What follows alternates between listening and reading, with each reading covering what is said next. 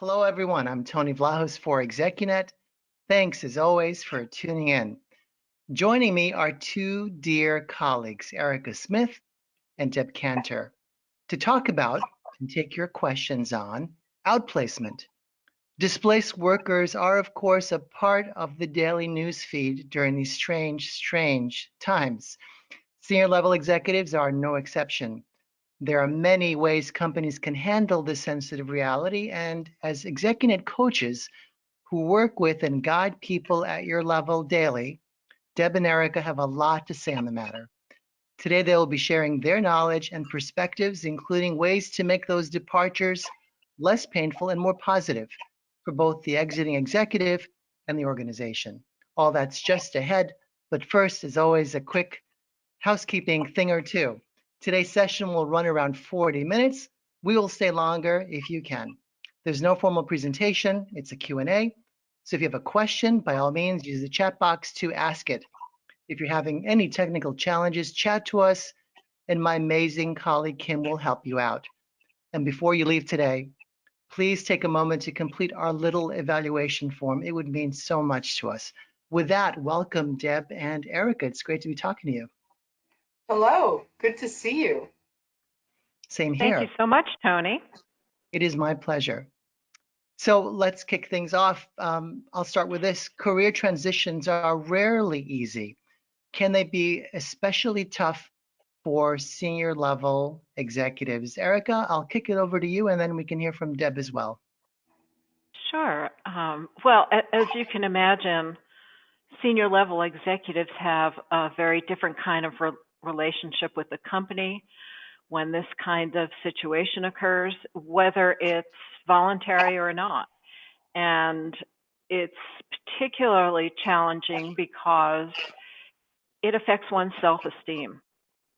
One day you're running a company or running a division and everybody's responding to you, and the next day, literally, nobody's returning your calls. So it's a very, very rude transition.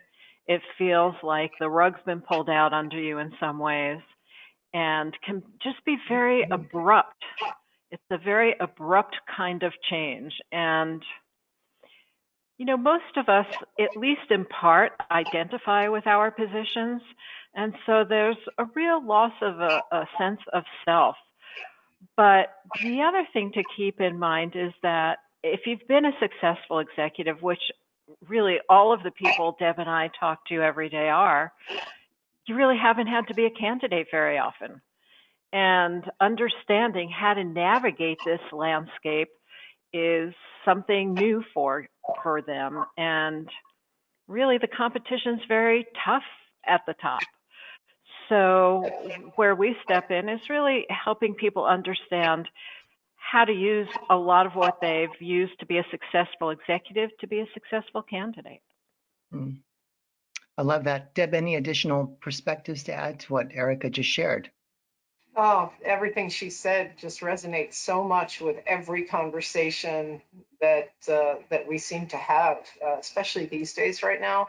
I think the other piece of this that I find is we build our lives and we build our story, and you know, we get to that place where we can tell that story of our lives, each one of us, every one of us. We can all tell that story of our lives almost robotically, right? It's our story. We know it. We've told it a million times. We meet different people in different scenarios. We tell our story. And our kids could tell our story. They've heard us say it so many times. Our spouses, our significant others could tell it. And when something like this happens, when you find out one day you wake up unexpectedly no longer having the role and identifying yourself in that way that you knew, a new story needs to be reframed. And I think one of the biggest challenges is that you first need to get through the emotion. You need to recognize the emotion, take down the armor, and be able to call it what it is and get yourself through that space swiftly, because you can't wallow in it, right? If you're going to pick yourself up and dust yourself off, it takes a process. It takes talking to the right people to help you remember why you're valuable, but most importantly, to help you reframe your story and Yes. and remind yourself that this was a moment in your life and you're going to get through that moment, and remind yourself of what value, and especially what unique value, that you bring to the table, and that next environment is going to love and appreciate everything that you bring with you. But it's that story. Yeah.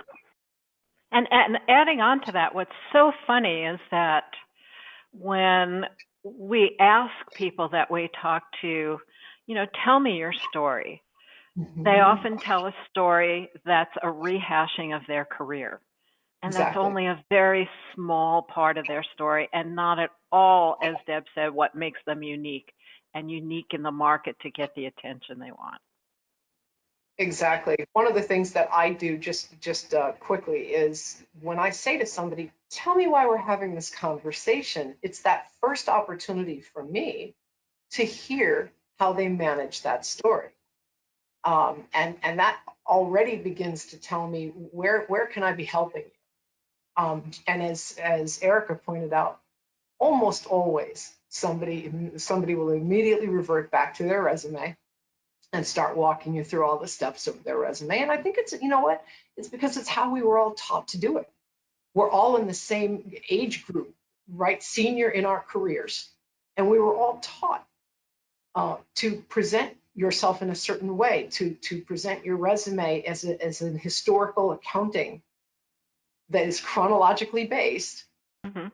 It's factual, right? You're going to put everything you've ever done in your whole life in this 2 or 3 page document, and that's your story. But we know it's not. And so what's so much fun about what we do is helping people see the story that really needs to be told. Hmm. Let's talk about the definition of outplacement. We hear it a lot. I don't know that anyone has a definitive idea of what it truly means. Deb, let's stay with you. Then I'd like to hear from Erica as well. What does it actually mean? And more important, what is its purpose? Um, well, it depends on who you ask. um, from the perspective of the companies who are offering the service, um, I believe in the most authentic way, it's meant to help that individual transition back into the world, what it should be. So we can talk about what it should be, which is assisting that person in every way possible to transition through this very difficult process, to assess their collateral, to look at, being their resume, the pieces that are going to help them re-enter the market. And it's meant as a supportive transition, um, and it can be a lifeline if it's done right. It can be a lifeline for that individual who didn't see it coming, is in absolute shock, and and needs to have somebody objectively help them organize their thoughts, experience, and feel, and then what are my steps forward? Help me, hold my hand. That's what it's meant to be. And Erica, I think you have a great perspective on what it says in terms of what it speaks to the people who are at the company. So maybe you can. I'll turn it over and let you take it from there. You're taking Well, Tony's. because I love your perspective on it, and it's so Oh, important. thank you. Well, I think because we've all been talking about this amongst ourselves, between the three of us, and also obviously with other colleagues at ExecuNet. But it's just like when you talk about employees being your best asset in an organization, right? And unless you really deliver on that, it becomes very hollow. And so when we talk to executives all the time and we ask them what's their top criteria for the next place they want to land, typically their first answer is about culture. So it's not altruistic of a company to offer a great executive outplacement program. It's actually really good for both parties, because what it does for the company is it provides brand protection. You want to attract the top talent, and if the top talent wants to know about your culture, you need to keep that together. Mm-hmm. But in addition to that,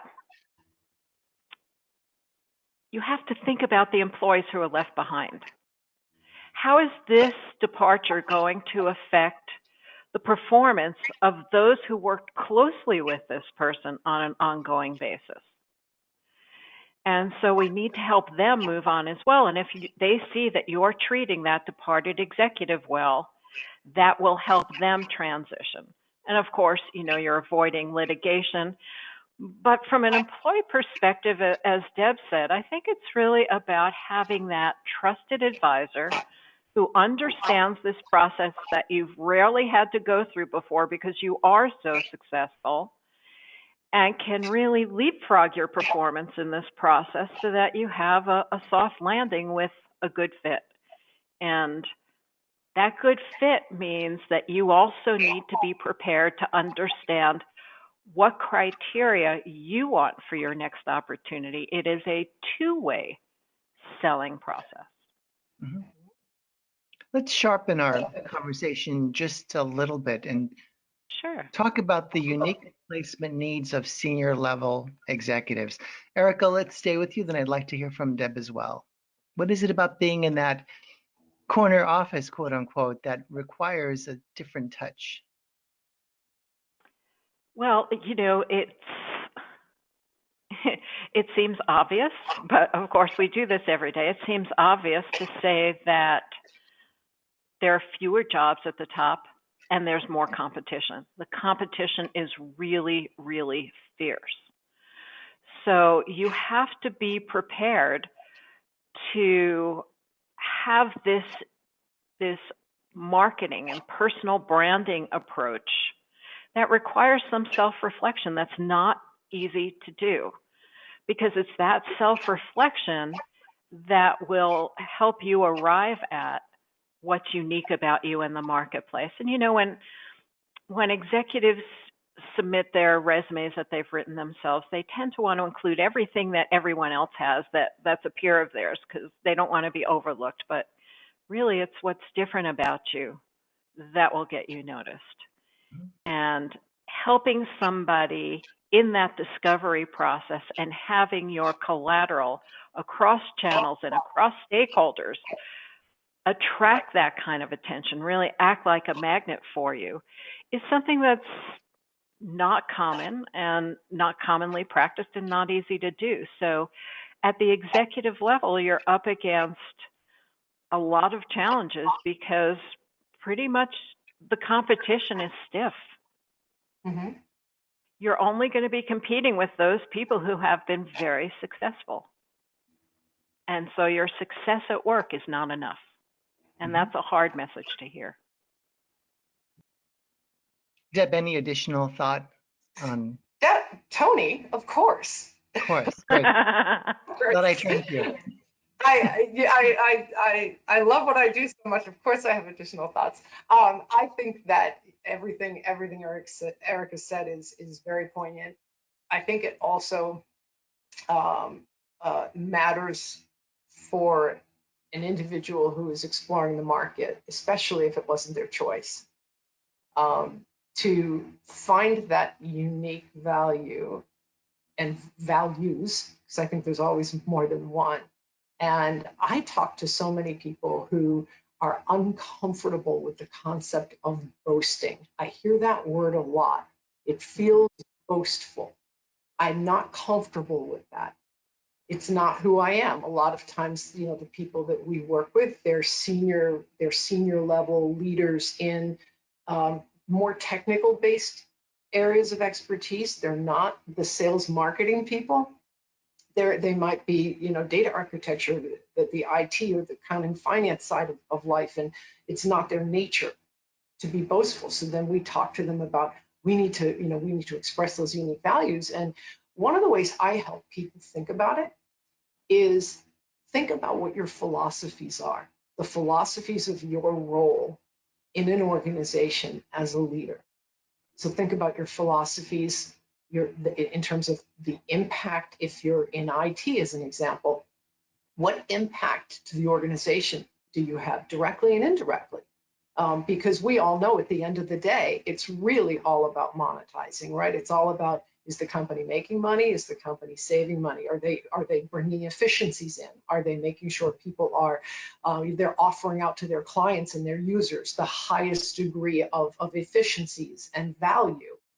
So that person has to think about that from that perspective. I find a lot of success in helping people understand what we're really talking about when we talk about unique value. And it is about your philosophy, because your philosophy, Tony or Erica or myself, they're all different. We have something that's unique to us about how we view our role and in an organization from a technical standpoint, but also from a leadership standpoint. So I think it's very important to figure that piece out when they're thinking about what their unique value propositions are, and then think about who they are and what it feels like when you're in your winning moments in your career. What did that feel like, and what was happening at that time? And when we get people thinking about those things, I find that it gets very exciting for them, and then they're remembering, and then they're feeling better about the achievements that they've experienced in their careers, and that starts to rebuild the confidence when you're talking about, the condition that you're in when you're going initially through an outplacement experience. It's so much of it, as Erica mentioned earlier, it is where you derive your self-esteem from. It's who you are, it's how you identify, and so we need to rebuild that. And the best way to rebuild it is to go back and really think about it. So that's my 2 cents. Oh, I'm glad you threw in 2 cents. I love how you both have framed the executive mindset and also our understanding of how they need to move forward. So, given that background, when we think about outplacement packages for senior level people, what do they typically include? Deb, let's start with you and we'll come back to Erica. Typically, what they include beyond the initial conversation with a strategist, with somebody like Erica and myself, where we can really start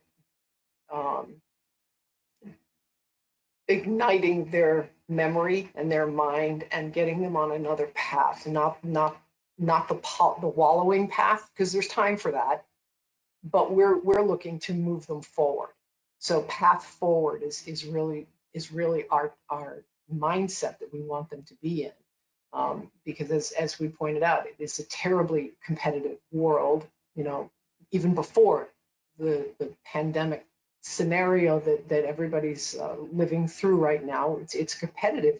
There are only so many spots at the top, and a lot of excellent people who've worked hard to get there. So what we like to do is work with people to find out what that value that they bring is. We call that the you and value coaching. I think it is unbelievably valuable experience to drill down and do a deep dive into what are those things that make you unique. Most people just don't think about it. They're so busy working in their careers that they don't work on their careers. They don't think about themselves from a bigger picture perspective. So I feel like what we do is so valuable initially in providing that coaching opportunity where they can really be guided and directed and pushed a little bit to drill down and dig deeper.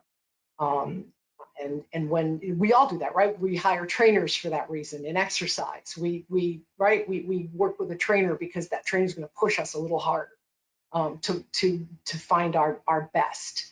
So it starts there, and then Erica, I don't know if you want to jump in and take on some of this, so it's not just my voice, but we go through an entire process, a lot of which is I believe more more than anything is the value in coaching and conversations, how to have those conversations. And, you've got, I always think of it in terms of finite time. You have very little bit of time, whether you're talking to your network of people, professional network, your LinkedIn network, or whether you're in an actual interview, a phone conversation. I think of it as 5 to 15. You've got somewhere in the 5 to 15 minute mark where you need to have the right conversation, tell the right story, the one that they need to hear to compel them and captivate them to want to hear more. And we're able to help figure out what is that conversation going to sound like and look like for you. But I'm going to shut up now and let you answer some. I love hearing what you have to say. I think just like our focus is on what you've heard us say over and over again, the you and value, what makes you unique in the market. What makes ExecuNet unique in our market is that a lot of outplacement is done on a group contract basis. Mm-hmm. And that means that it's for employees at all different levels in the organization. And as we've been talking about, I think we all agree, and all of you know, that an executive outplacement or an executive landing in their next right job is very different process and much more competitive than others. So while outplacement can include services that do email blasts everywhere, we don't believe that works. We don't believe that you're going to get the return on investment from your time. And so, once we understand who you are and you feel good about that and what your unique value is, it's a matter of broadcasting that. It's a matter of actually conducting what you already know how to do, or many of you know how to do, which is sales and marketing, and attracting the right audiences and speaking to all of the stakeholders in this process, whether that's online, in person, orally with your elevator speech, and really having consistency that brings the kind of attention that you're looking for, because you're not looking for you're not looking for volume at an executive level. You're looking for the handful of opportunities that will be the right fit from both perspectives. And so that's what you need to be able to make happen. And then we go further and do that with you and create your marketing, your branding, and that magnetic attraction so that you can get the attention that you're looking for. So it's not a one-size-fits-all at an executive level. It's very much a personalized branding and marketing process. And what you've both described is clearly very different from those of us who've been through outplacement at any level, which has so much to do with, I think, Erica, you said it as well, group settings, maybe a temporary office somewhere, Right, or right. some bit of training that's so generic. I want to come back to that scenario briefly because it's what most of us who've been through it or have some sense of it have in fact experienced or learned about.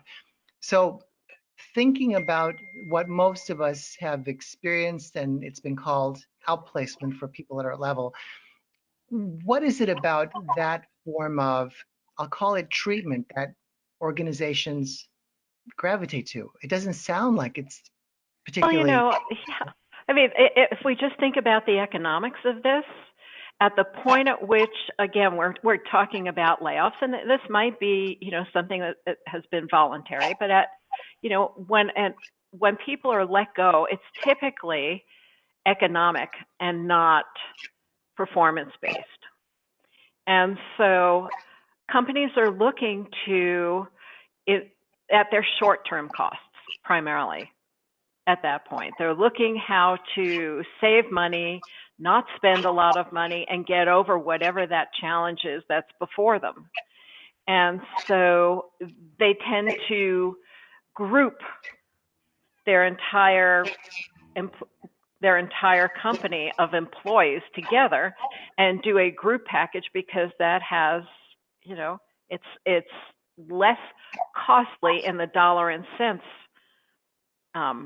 way of thinking. If you think about it as, avoidance of litigation, if you think about it as expediting the performance of those left behind, if you think about it as helping to brand your culture, then the expense is net zero for an executive outplacement done right.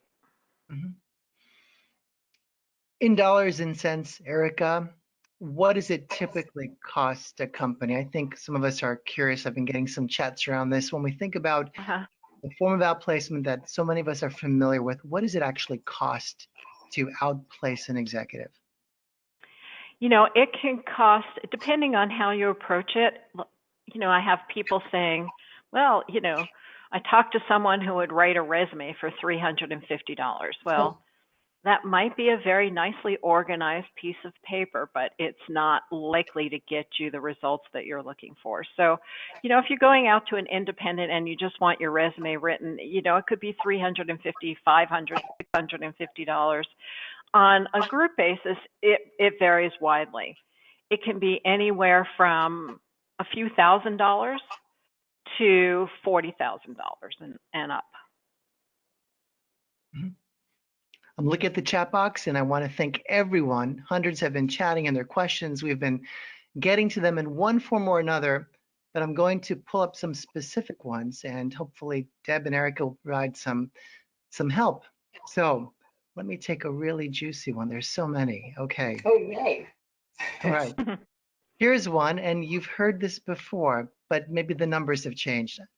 I'm 55 years old. I've had two stints of 10 years and 14 years. And then the last two roles I was in, I lasted 18 months and 24 months respectively. Is that a significant negative, and how do I overcome that? We've kind of stepped a little bit outside of, I guess, the scope of our conversation, but there is an intersection here, yeah? If someone Mhm. is a senior level exec, they've had a couple of great, somewhat lengthy and sometimes not so lengthy stints, how might that affect their, I'll make up the term outplacement ability? How does that help us or hurt us? Mhm. Well, let's talk. I mean, give us a call, because the answer to that is going to be very individual. So, for instance, the market's changed. If you've stayed in the same market, in the same industry, and there are changes going on in that industry that are reflected in a theme of people staying in a company for less time than they used to, because that contract, that loyalty contract, has changed dramatically in the last 15 years between companies and employees, then that might be part of the story that you tell. If it's because that company was acquired, that's a different reason for leaving a company. If you were recruited to that next opportunity, then that's not reflecting badly on you. It's reflecting that somebody else wanted you to join them. And so there are ways of talking about that transition and why it occurred that mitigate that. So I would say, given that your experience, and I'm taking a leap of faith here because we haven't talked, but the length of your experience prior to that will play well for you in terms of your willingness to have that long-term relationship. But what that actually story is for you is, anybody's guess at this point. But there are ways to address it. And let me just get back to, because you started with 55 plus, a number we can identify with. You can't hide your age. So really, you have to think about what it is a company might be concerned about that's related to age, and address those things. Are you technically savvy? That's in your favor, because that's one of the concerns with an older workforce. So we have to discover what some of those things are, and also demonstrate your vitality and your contributions. And there are different ways that we emphasize vitality with someone who is older in your messaging than somebody who's younger, where it's assumed. Mm-hmm. Okay, let's take another. Then I'm going to come back to a specific question from an HR leader about outplacement. But here's Okay. one from an executive, and it's a tough one to answer. So let's put our thinking caps on all together, right? The pandemic. We understand that historically the timeline of executive search can be protracted. It's Mhm. long anyway, in other words. What is our Right. sense about how long it will take someone to land now, given the depressed market, given the pandemic, the looming recession? What does that concoction translate to in terms of a search? Erica, and then we'll go back to Deb. Okay. Shorter now than later is my answer. Because if you wait for the doors to be wide open again, there are going to be a lot of people trying to rush through them. So you really want to get ahead of that to be more competitive. And we do ongoing research, ongoing market research. And one of those pieces of research that we do as a company is with executive recruiters who are now seeing the doors opening again. And they're being given a lot of assignments to fill executive level positions like it was before the pandemic hit. So, from a recruiting perspective, from a hiring perspective, it's coming back, and it's coming back, at a theater near you now. So, my advice would be to get busy, get ahead of the curve.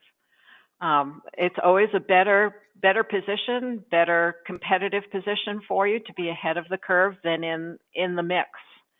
And it's happening right now.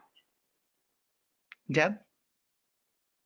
So the word that comes to mind for me when I'm asked that question is obscurity. So people have different ways to view current current scenarios and what's happening in the world. You can crawl into a hole and say, well, everybody else is in that same hole, so I'm going to just stay here, hunker down, and wait it out. Wait until the world opens up again. As Erica said, I also am talking with a number of recruiters in my network who have open retained search recs. We all know they only represent about 15 to 20% of what's really going on out there. We know that. Retained search generally does not, that is not the primary way that a senior executive is going to get their next opportunity. It's going to be under the radar via their network. And so I think the biggest mistake anybody can make is to believe that nothing is going on out there. It's all about your mindset. And if you recognize that there are things going on out there, number one, and even if there is a delay, you still want to be proactive in that delay, have those conversations with your network while they are more reachable and more accessible, because most of us are at home and have a little more of a relaxed schedule in being able to reach them. But the conversations you're going to have, I will tell you, they have to be on point and razor sharp. And that's that thing I go back to all the time. I hate, it's a terrible word, but I hate wasted opportunity. I have such strong feeling about making sure that if you're going to make the reach out, make the reach out with the right story. Make sure you have your story pulled together. Make sure you know what your value is and what is your ask. It's a Mm-hmm. big part of, um, making the call is one thing, making the right call is another. Doing nothing is not going to put you in a good situation. So I hope that answers. There's so many analogies, like Deb was pointing out, to what's made you successful internally. None Mhm. of you have led through completely peaceful scenarios for years and years in companies not facing problems. And you would never have told your group or the company to stand still. So Mm-hmm. why would you choose to do that now? Exactly. Exactly. Okay. Just like all of these people who are great leaders, everything's a decision, including doing nothing. that's a decision, and I'm not sure that's a great decision. I'd rather see some movement, some progression forward, even if you need to alter it and do something different. But getting all your ducks in order and approaching your search, approaching this new circumstance you're in the same way you would approach any other business challenge, as Erica just pointed out. Great perspective. How would you do it? How would you do it? What are the best tools available to you? What's your plan, and how are you going to execute it? So I think that pushes you as well beyond that psychological paralysis I think people initially experience. And your early indicator Yeah, is going to be getting your pipeline filled. So get your pipeline filled.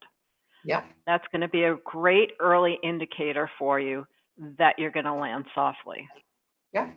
Great advice, both. I'm going to turn back to the chat box and field the question from our HR friend, which reads, what options are available if my company cannot afford to offer executive outplacement? And I think that question, in fact, can be addressed from both the perspective of the executive candidate and the HR leader. So take your pick and let's handle it.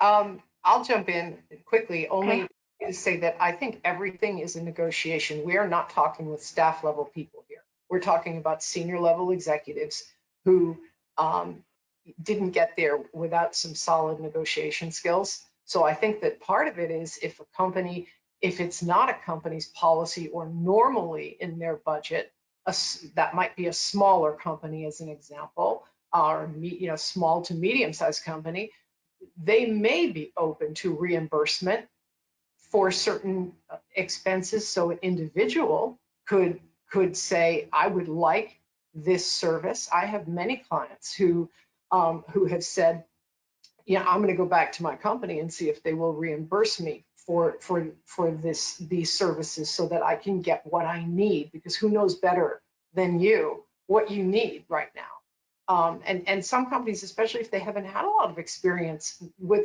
ever needing to use an outplacement service, they just may simply not know what's involved and what's available. But at a senior level, again, we're not talking about a staff level. We're not talking about, well, we're talking about, very few people who hold that role in a company as a senior level executive. And I think that the exceptions can be made. I think there absolutely is room in the budget. May not be how you choose. It wouldn't come to you immediately, but it is, as Erica pointed out before, it is so important for brand protection to be seen by all the people who are still there, how somebody who was senior, who was a significant contributor in that company, was treated upon their exit. So I'm not a big believer in there's no budget. I think there's always a budget is my answer.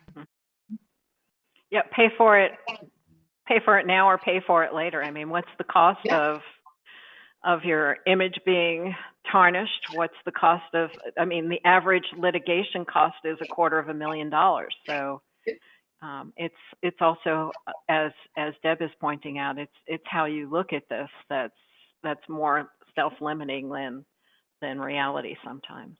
Yeah, and sometimes people just need education. So if you're an HR person, whoever our person asking the question is, sometimes it's about educating the decision makers in your company and bringing to them, valuable information about why it's important for brand protection, why it's important, especially in our universe of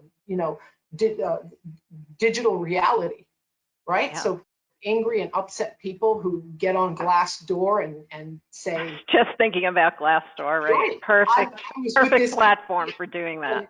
And contributed for how many years, and this is how I was treated. And you don't get that all of a sudden the price for outplacement, especially if you're not dealing with tens of many people, you're only dealing with a few in particular. It's the best money you could spend to number one, do I think what's right for somebody who's been such a significant contributor. And we're happy to help you make that case. It may not be intuitive, but we're happy to help you do that. And we also negotiate with companies as well. So We're happy Absolutely. to step in and help you. Let me take Absolutely. a couple of more from the chat box, and then we'll begin to wrap it up and get some concluding thoughts. This is a outplacement horror story shared by one of our Oh, I'm sorry. viewers today, Okay. where they were, and I'll paraphrase, but they were looking to make a switch from their industry to a completely different one, did not get the support. And partially, they're accepting some responsibility for this. They didn't have, at least they perceived the network of strong or weak ties to leverage to make that switch to a new industry. The question fundamentally is, can ExecuNet help me with that? Erica, let's start with you. We help people with that all the time, and I would say you're right. Any challenge you have, whether it's being 55 plus or wanting to change industries, is definitely aided by having a referral. Referrals will help you get over challenges by bringing you into the company. So you're right, that is a piece of it. But for instance, we can show you, we can teach you how to use online tools to identify which of your targets or companies that should be your targets in your new industry hire people from other industries. So you're not flailing about in the market trying to figure out, oh, I'm going to apply to all of these companies that are ones I'd be interested in, but they may not be interested in you. So let's help you narrow that view and really target the areas and the companies that would be likely to hire you, and then help you get into those conversations. Mhm. Okay, here's another horror story from someone who's used outplacement services at the senior level, and it has everything to do with two of our favorite R words, resumes and recruiters. And the story goes like this. I went to the outplacement firm, got the temporary office, had no luck navigating the ATSs to get to a recruiter with my resume. And their question fundamentally is, what happened there? How do I know what happened there? And again, what difference could ExecuNet make in that experience? Erica, Can please. I answer that? Yes, please. Go. You know, Tony mentioned this earlier, and I really need to underscore it.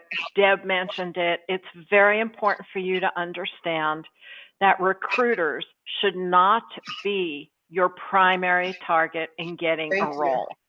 And we do not want you going through the paces of submitting something online that's being viewed amongst, hundreds of other resumes.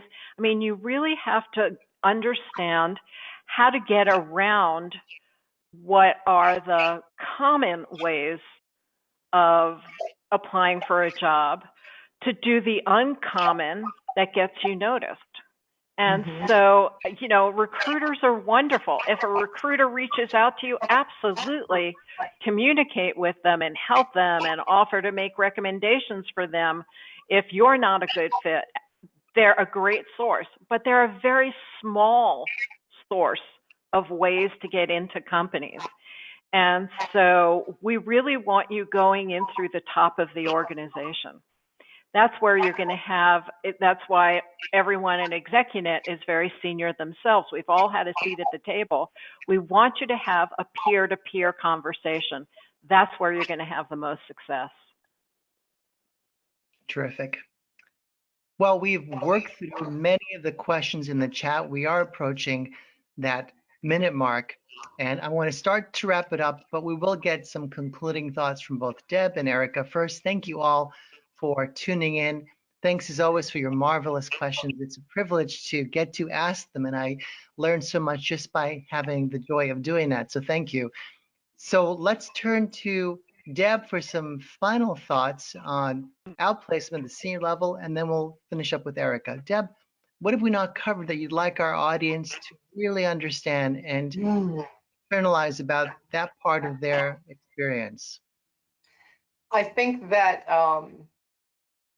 my concluding thought is you've never been here before, And every day we wake up, we've never been here before. We've never been at this stage in our lives. We've never been at the price point that we're at, or the expenditure points that we're all at.